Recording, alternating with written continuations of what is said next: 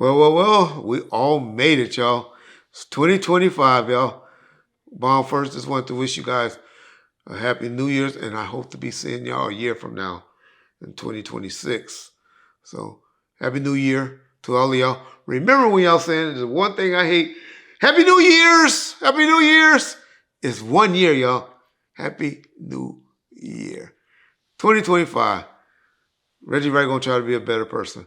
Can y'all believe that? I remember saying that in 2024. And I only think I made it past that resolution for 1 week before I started talking shit about people. Peace.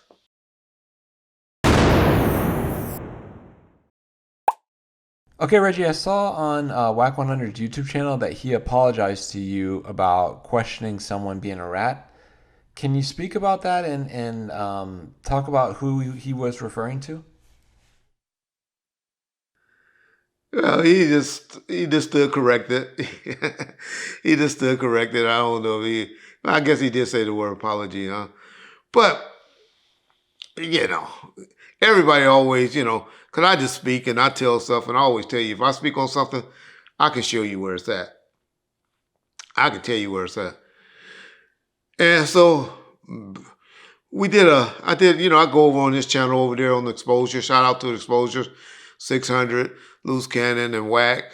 And then they have some special guests here and there. I think it's on Wack 100 channel called the Exposures. And they do a good job of, if you're into getting people exposed and all that. And so I go over there and I appeared on there a few times. And so 600 asked me a question about, some videos that we had did over here on Bomb First about 2 or 3 years ago when I was calling Harry-O a rat and all of that. And like I said, hey, Suge is here to deal with Harry-O now. I was only dealing with stuff 2 or 3 years ago when Suge didn't have a voice. Suge has a voice. He elects to deal with stuff the way he deals with it and expose people how he is. So I was over it. I had stopped really talking about Harry-O. And so 600, though, asked me a question. And y'all know me. Anybody ask me a question, anybody that ever asked me a question on IG, I don't run away from shit. I'm going to respond to you. And so even in the comment section for about the first 12 hours, when one of our videos come out each day, I'm in the comment section responding. I don't respond after about 12 hours, but within the first 12 hours, I usually give you a response, right? And so 600 say, hey, Reg, I have gotten information and heard this before, but I also heard you, say that Michael Harry-O was an informant for the government. And so I laid out and told him what I told y'all before and said, yeah, we know, David Kenner had told us that, Harry-O was down there meeting with the grand jury and testifying. I don't know, and I'm not saying this to this day, that Harry-O went before the grand jury, and testified, but I will bet my life on it, but I don't know that. I have no paperwork or anything like that about it. Okay, Reggie, we always talk about sensitive topics, and in particular like Diddy and stuff like that, and it just kind of reinforces how important it is to have a good lawyer. An injury could bring you millions of dollars if you have the right team on your side. That's why I'm proud to bring Morgan & Morgan, America's largest injury law firm. They have over 1,000 attorneys in all 50 states ready to help you if you get hurt. Your injury could be worth millions. Morgan & Morgan don't settle for lowball offers. They fight for every dollar you deserve if you become their client. Just recently, they achieved some significant verdicts for their clients: $12 million in Florida, 34 times the highest insurance offer, and $26 million in Philadelphia, which was over 40 times the highest insurance offer. With Morgan & Morgan, there's no upfront costs and there's absolutely no fee unless you win. It only takes a few minutes to log on the website and see if you have a case. If you've ever been seriously injured, your case could be worth millions, and you're just a few clicks away from seeing if your life could be changed. It's easy to start your claim now. You can go to forthepeople.com/bomb or scan the QR code with your cell phone's camera in the corner right now. But what I do have, and y'all can see here, is paperwork with that nigga going from Lancaster jail or Palmdale to the transported by the U.S. Marshals to the feds on an agreement, in and out. during times when the grand jury was going on. In and out, back and forth. Staying in the NBC downtown LA for months and then going back. And I got paperwork on all of that. Him in and out of this. He did not go to the feds until 2011. All this stuff was going on up until from 98, 90, 97 to about 99 when the whole grand jury thing was going on with us at Death Row. And so, hey, if that ain't enough for you to show that he was cooperating and meeting with the grand jury, because if you're not cooperating, you might make that trip once, right? But you ain't gonna make it 2 or 3 times. Because they're gonna bring you in once and you're gonna be like, hey, I ain't got nothing to say. I'll take the filth or whatever, right? But they ain't gonna keep wasting their money bringing you back and forth if you're not cooperating. And so that's what made Wack go and say, okay, because street niggas know.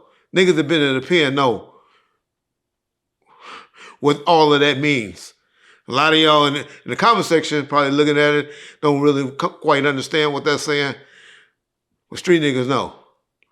And so that's all that Wack was talking about. But I could care less about whether Michael Harrio is a rat or a snitch or whatever, because I don't care about that stuff.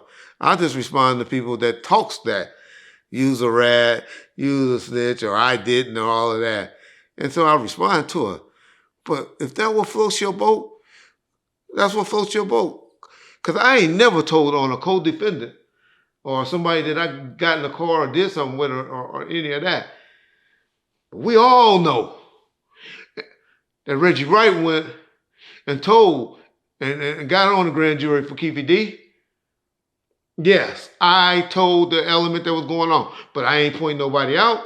I wasn't a part of the crime with Keefy D.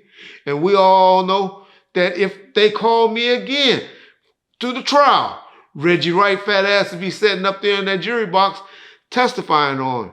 Because that was my job at the time, was to protect death row interests. And Tupac was one of those. And so that would be my take about that. But that's all I had to pretty much say about the Harrio thing. The Michael Harrio thing, hey, that brother's moving on with his life. He's doing whatever he's doing. And so I wish him all the best. Him or anybody else that got all the snitching allegations and all of that against him. That's for you to decide. The only person I have a problem with is somebody that decides to get in a car, do a crime with you, and then they go and want to get down first. Who's the first one to get down when they get caught?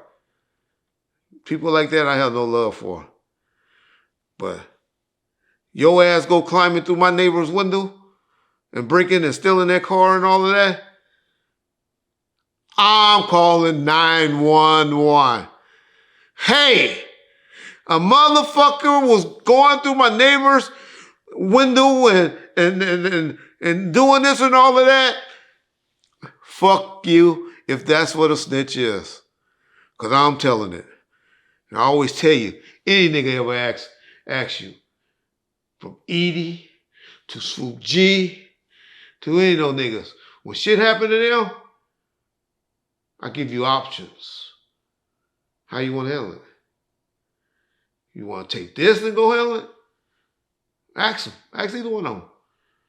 Or do you want to go to the police and tell what happened? Give you no options. That's Reggie. So fuck you.